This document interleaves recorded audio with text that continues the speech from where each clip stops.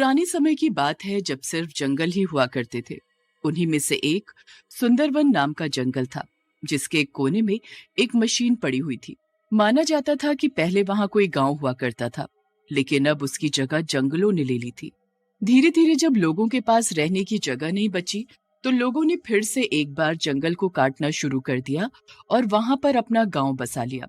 उस गांव में बहुत लोगों के साथ एक और गरीब परिवार रहने आया, जिसमें एक किसान, उसकी पत्नी और उसकी बेटी थी। ज्यादा कुछ तो नहीं है हमारे पास, लेकिन अब हमें यहीं रहकर अपना गुजर बसर करना पड़ेगा। अब यही हमारा गांव है।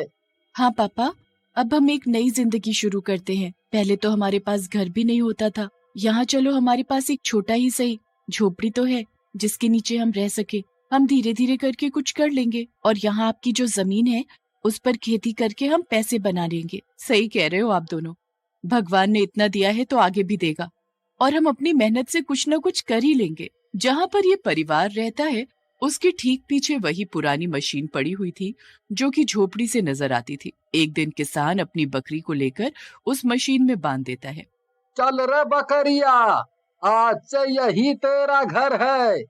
अब तू रोज यहीं बंधेगी। ना जाने किसकी मशीन है, पर चलो, मेरे तो काम ही आ रही है। तभी उस मशीन से आवाज आती है, हाँ, इसका घर भी और मेरा खाना भी।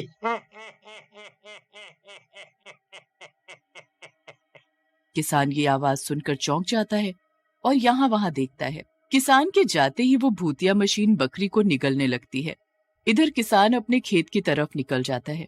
उसे कोई भनक ही नहीं होती। शाम को वापस आकर वो बकरी को चारा देने जाता है।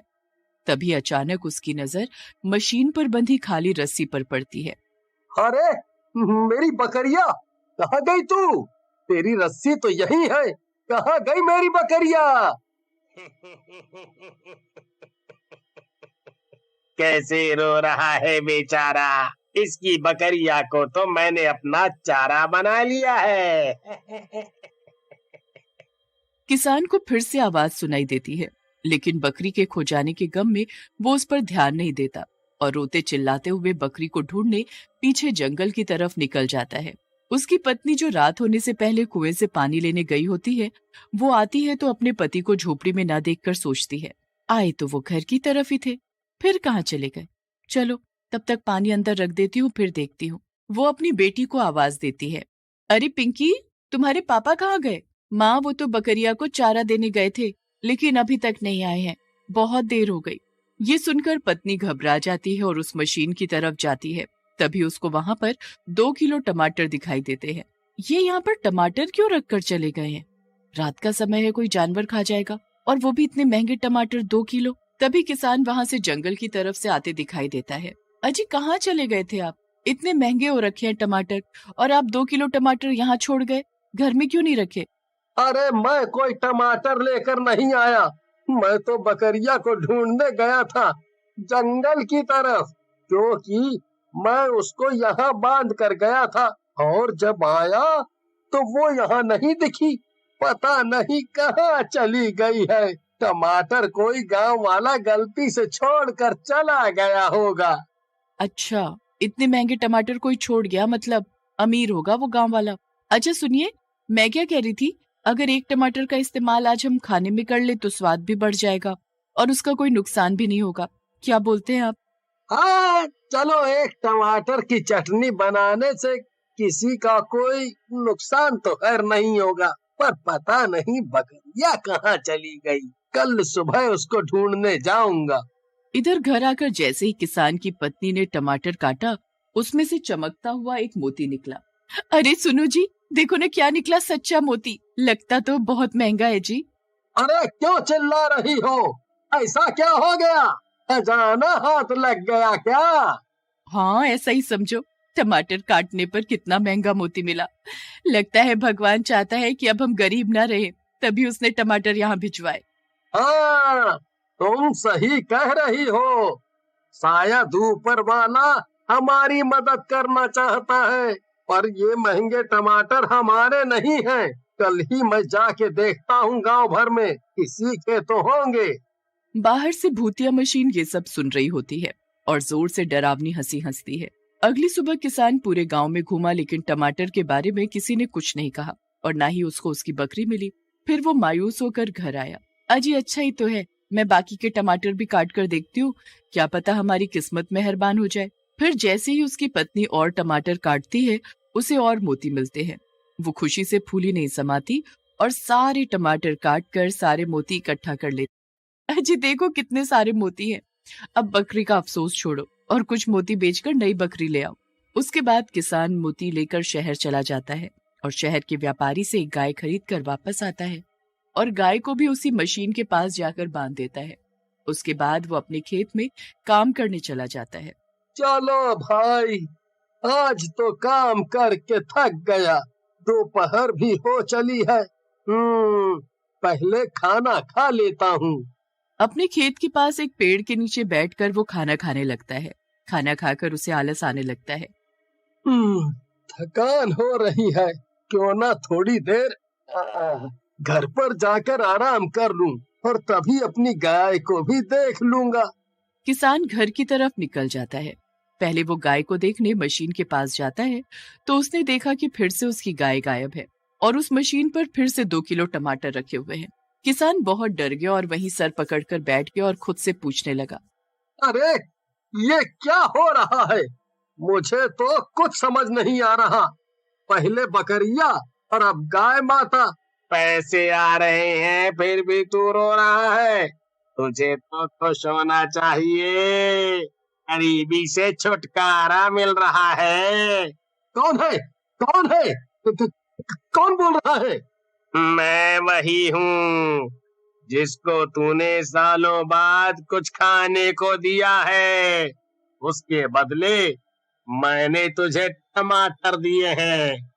अगर तू मुझे इसी तरह से भोजन देता रहेगा तो मैं तुझे माला माल कर दूंगी। तू भी ऐश की जिंदगी जी सकेगा। उसके बाद वो रोज गांव के अलग अलग लोगों के जानवर चुराकर मशीन को देता रहता और बदले में मशीन उसको टमाटर देती रही। किसान जैसे ही जानवर मशीन को देता, मशीन उसको ऊपर से खा जाती और नीचे से टमाटर निकलने लगते। फिर एक दिन भूतिया मशीन ने जानवर तो खाया पर टमाटर किसान को नहीं मिले। ओ भूतिया मशीन, आज तूने टमाटर नहीं दिए और मेहनत से लाए जानवर गपर से खा गई। अरे बहुत हुआ जानवरों का मांस, मुझे अब कुछ और चाहिए, वरना मैं तुम्हें ये टमाटर नहीं दूंगी। कुछ और का क्या मतलब है? या तो तुम मुझे कुछ अलग खिलाओ, नहीं तो मैं तेरी बेटी को निगल जाऊंगी। ये सुनकर किसान और उसकी पत्नी बहुत डर गए। हमें यहाँ से कहीं दूर चले जाना चाहिए। अब हमारे पास इतने पैसे तो आ ही गए हैं कि हम कहीं और जाकर भी बसेरा बना सकते हैं, वरना हमारे लिए मुश्किल खड़ी हो जाएगी। गांव में बहुत सारे ऐसे लोग हैं जिनका कोई परिवार नहीं है। हमें उन लोगों को फंसाना होगा और यहाँ लाकर उनको मशीन को देना होगा, जिससे मशीन उनको खाएगी और बदले में हमें वो जादुई टमाटर देगी।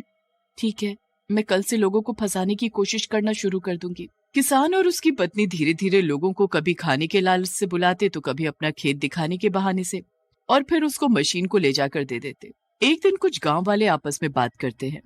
कुछ समझ नहीं आ रहा, जब से ये दंपत्ति हमारे गांव में आए हैं, पहले हमारे जानवर गायब हो रहे थे और अब इंसान गायब होने लगे हैं, पर दिन प्रतिदिन इनके खर्चे ज्यादा हो रहे हैं। सुनने में तो आया था ये गरीब है, तो आखिर ये माजरा क्या है? ऐसा बोलकर वो दोनों गांव वाले किसान और उसके परिवार की जासूसी करने लग जाते हैं। वो लोग छुपकर किसान की झोपड़ी में झांकने लगते हैं। अरे भाई साहब, पहली बार आए और गरीब की झोपड़ी से भूखे जा रहे हैं, कुछ तो खाई लो। फिर वो प्लेट में रखे फल उसे खाने को देती है, जिसे खाकर वो आदमी बेहोश हो जाता है।